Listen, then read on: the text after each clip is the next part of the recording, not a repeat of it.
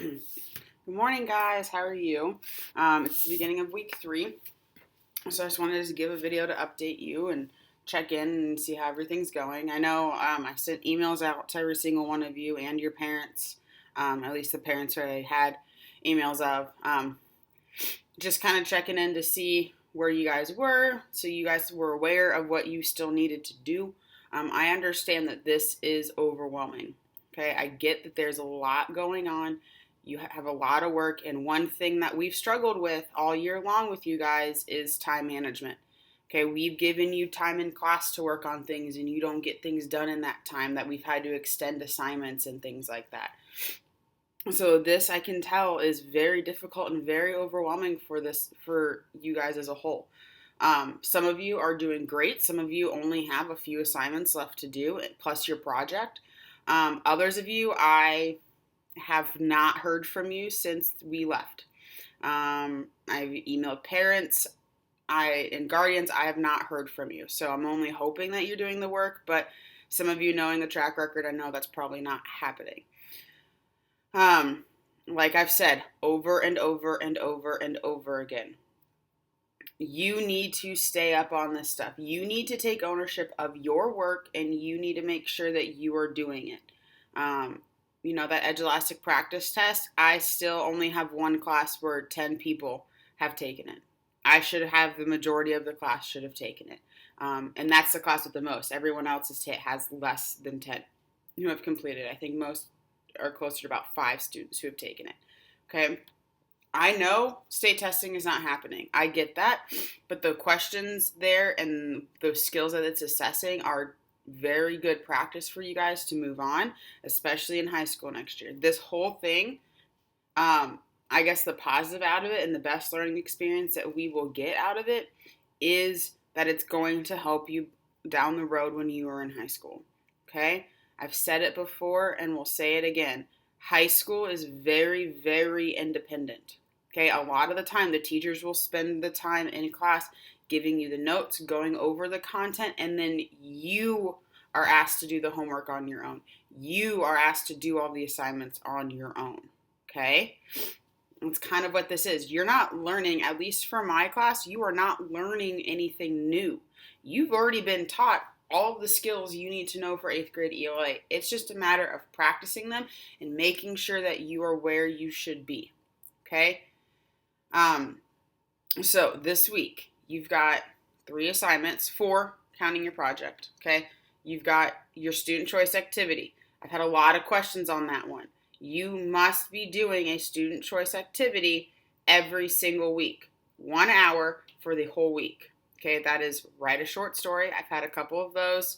Go on to that website and make a word cloud. I've had like 1 or 2 of those. You can make a pun poster. That's what a lot of people have done. I've seen some really good ones, a lot related to eggs. But see what else you can do there. Pun poster. The free rice. Okay. Thing with free rice, okay, is you only have to send me 2 words that you learned. A lot of words that I'm getting are words that I know you didn't actually learn, that they were probably just the first 2 words that you saw and you wrote them down, because they're not the caliber of words that we have been doing for our vocabulary. They are words that you've probably known most of your life. They are common knowledge words. Now, some of you have sent me some very, very good words that it's obvious you didn't know it, or you learned it, or it came up later. Okay, some of you, it's very obvious that you just sent me the first 2 words. So send me those harder caliber words, those 8th grade or higher level words. Look for words that have our roots from this year in it, okay? So then you free rice. Then you can read a book and give me a couple sentences on what you read that week. Or if you're following along on the YouTube channel and you're following that story, Far from the Tree, you can answer those discussion questions as well, and I will take those. But you need to have a total of 3 student choice activities, okay? It can be 3 weeks straight of free rice. It can be 3 pun posters. It can be 2 pun posters and a short story. It does not matter. I've also had a lot of questions on how to submit that work and how to provide the evidence. Everything that you need is on Google Classroom. It is in that little PowerPoint slide that says student choice. You've got the title slide. The first slide has your 5 or 6 choices with the directions. The next slide then lines up with those choices and tells you how you're supposed to share it with me. So please, please, please, please, please make sure you are reading those directions. Okay? So student choice activity, you have to do that. This week, you also have another Common Lit article. The Athena and Poseidon is the one that's assigned for this week. Some of you went ahead and did both. Some of you did Athena last week, and you need to do the adolescence ones this week. Either way, you still have a Common Lit assignment. It is assigned to you. Couple things with that, okay? I know we haven't logged into it in class before, and we haven't personally used Common Lit online as a tool before. I've pulled our articles and printed them off for you all year long, so that looks familiar to you, but it's the actually being online. So first, when you go to log in, when you click the link and you need to log in to create your account, if you haven't done so, you make sure you click login with Google. Do not log in with Clever. It will not work. Okay? Click login with Google. If you have issues logging in, shoot me an email. Okay? I have my Chromebook here from school. I can log in. I know your passwords and stuff. I can log in as you, and I can get your account set up for you. Okay? So that way you can do that. Couple things with Common Lit. A lot of you last week sent me emails saying that you couldn't see the whole article. It was blurred. Because what happens is there's a little, next to every couple paragraphs, there's a little circle that says Q1. Those are guided questions. You need to answer those, and you have to get them correct before you can move on to the rest of the article. That's just general comprehension questions. Did you understand the little snippet that you just read? Okay? So, read the article, read that first section, answer the question. You get it wrong, go back. You know what that question is now. So go back and focus in on that question and then answer it again. Okay? On mine, it tells me how many times it took you to answer the question. Okay? It looks like the third question on both articles is throwing you off for a loop. Okay? So really pay attention to that third question. Then after, you have 5 guided questions or assessment questions, like the central idea, text evidence, those types of comprehension questions that we normally always do. You also have 1 extended response. Now, those extended responses, some of you are losing points, okay? Yes, I am taking this for completion, but some of you are still losing points on those extended responses, okay? That's the third question on the adolescence and the teenage crush, and it's, I think, the 5th question on the Athena one. Okay, a couple things are happening. 1, you guys are only giving me a sentence. You know that a sentence on extended responses is not acceptable. You need to give me a full, well-written Peel paragraph. Point, evidence, explain, link. Okay? You guys know this. Some of you are only giving me a sentence or 2. Second, some of you aren't even giving me any evidence. If I don't see any evidence, any inkling of evidence, of text evidence, quotes, citations, the text states, Dr. Pickard states, whatever, then I will lose. You will take points off. Okay? Also, some of you, it's obvious you are not fully understanding the question.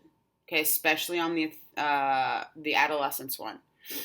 Make sure you are reading the question very, very carefully. Ask yourself, what is the main skill? Okay? What am I trying to figure out? And what am I trying to answer? What's the key things here? Okay? The adolescence one is pretty much asking you to describe those 3 crushes. The 3 types of crushes that the author explains. In your own words, describe them. And how does Dr. Pickard, the author, describe them? The second one is you got to look at the theme of the story. What is the lesson we can learn from Athena and Poseidon? Okay? And how are their character traits, and how is that story, how is it creating and building the theme? Okay? We haven't done a lot of that this year. That's on me. But you really need to look at what the theme of the lesson is and how our characters are creating that lesson. How is it what they did that they are able to learn that lesson or not? Or not learn the lesson. You can still get a theme out of them not learning the lesson. Okay? So, student choice activity. Talked about that. Common Lit. Talked about that. You have also a writing simulation. It is Post it on Edge Elastic. It is the extended response that's from your practice test that you took last week. So what I did is I isolated just that question. You still have the articles that you need to do, and you need to give me a full 3 to 5 paragraph response. Okay, if you give me a paragraph or less, you are not getting full credit. Okay, I will give you full credit if you give me 3 to 5 solid, good paragraphs up to my expectations that looks like that a soon-to-be high schooler would write. Okay, you guys know how to do this. If you have questions, I am here. Yes, I'm babysitting my nieces while this is happening, so I can't be super readily available, and it might take me, a little bit longer than normal to respond to emails. Annika's too. She's got a lot of attention, okay? So I gotta, make sure she's not drawing on walls or anything like that. It's possible she drew on my car this week. I was mad.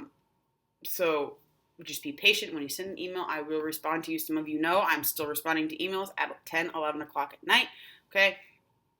I am here for you. You know with science that Mrs. Andrews is here for you, and you know that Mrs. Ty and Miss Hildebrand are here for you as well in social studies. You know that Mrs. Pearson and Mrs. Wilson are there for you in math. Okay, we are here to help you. I understand that you guys are overwhelmed. I get it. This is not normal. Okay?